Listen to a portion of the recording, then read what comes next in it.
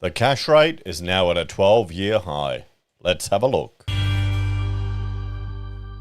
Hello everyone, Florian here and welcome to another episode of HeiseSays. Grab your hashtag, not sponsored, cheapish coffee, and let's have a look at the statement from our new Reserve Bank governor who has increased the cash rate to 4.35%.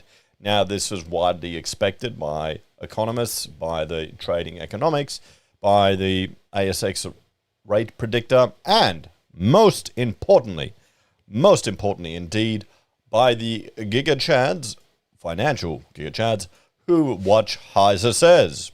74% of the 1,800 of you who voted said the rate would lift, 24% said hold, and 3% said drop. I was thinking they might hold, to be honest. I thought they would hold and wait to see how everything plays out, but they've lifted the rates. And let's have a look at, well, look at some of your comments, the newest ones. Or maybe let's sort by the top comments. I don't know how that works. So here we go. Wing and a prayer time. Those with mortgages want the opposite of those with savings. Oh, perhaps, we'll see.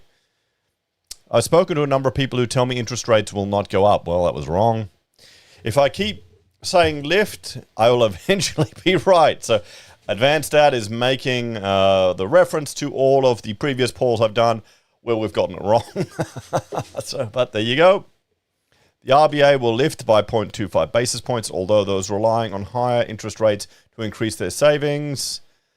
Harsher mortgage stress. The dollar value in relation to the greenback has dropped to 52 cents. What?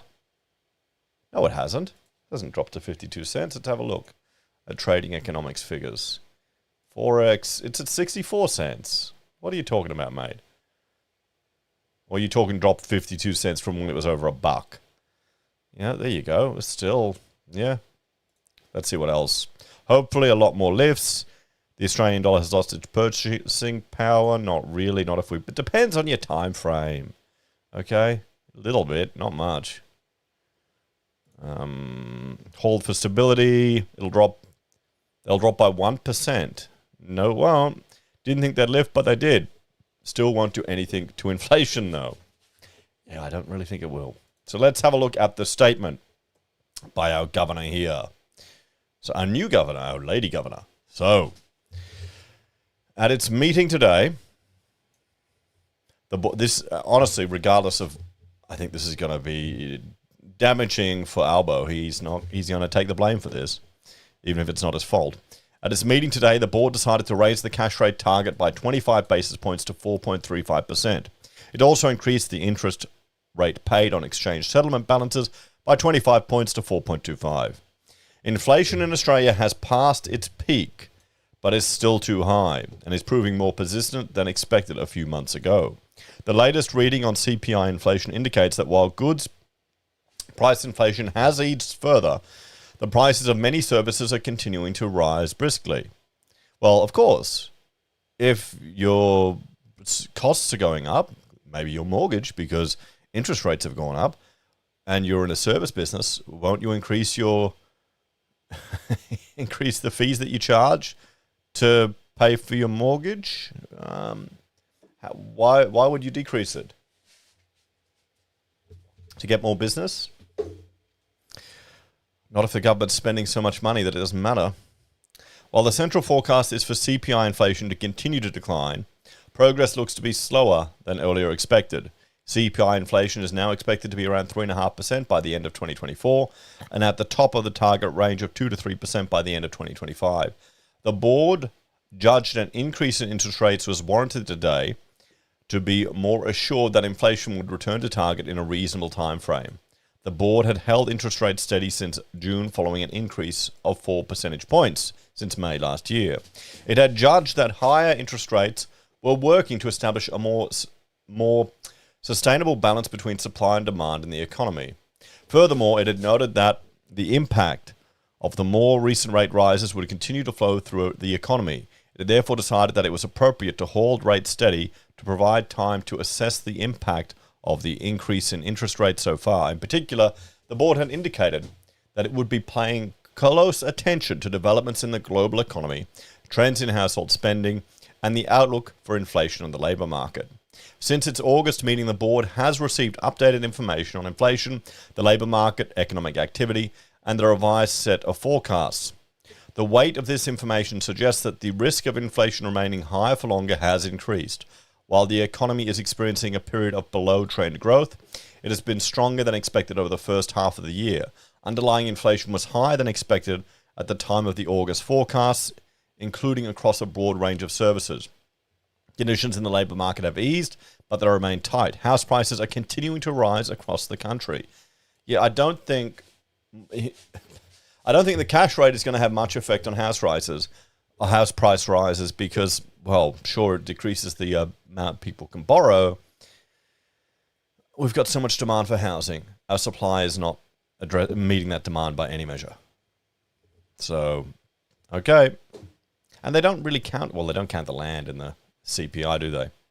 At the same time, high inflation is weighing on people's real incomes and household consumption growth is weak, as is dwelling investment. Here's one thing I noticed. I actually bought the kids a Domino's pizza the other day. You know, we're homeschoolers, but you gotta expose them to normal shit so they're not too weird. And they've gone up. The $5 pizzas were now $7. When did that happen? First, my 7-Eleven coffees are up. Pizzas now, and these are garbage pizzas, okay? This pretty much you're eating dough with a tiny bit of stuff on it. It's probably only cost them 30 cents to make, but still, it's gone up. Okay, I know it's more than 30 cents. Given that the economy is forecast to grow below trend, employment is expected to grow slower than the labour force, and the unemployment rate is expected to rise gradually to around 4.25%. This is a more moderate increase than previously forecast. Wages growth has picked up over the past year, but is still consistent with the inflation target, provided that productivity growth picks up. Returning inflation to target within a reasonable time frame remains the board's priority.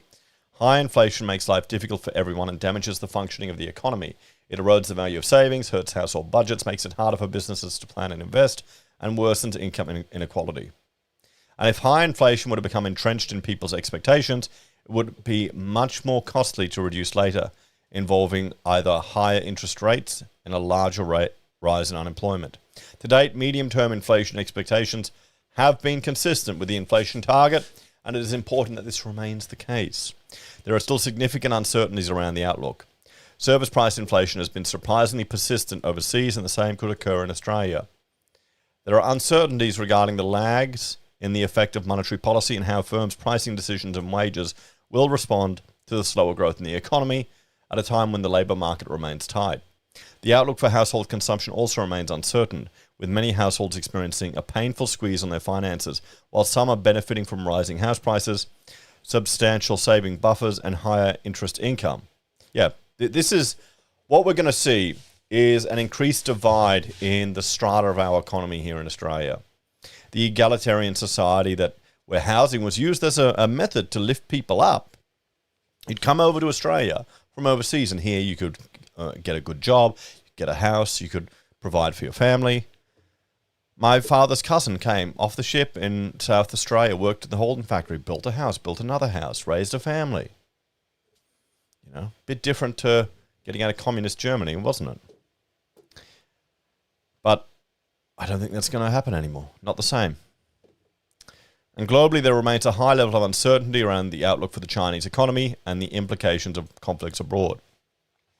Whether further tightening of monetary policy is required to ensure the inflation returns to target in a reasonable timeframe will depend upon the data and the evolving assessment of risks.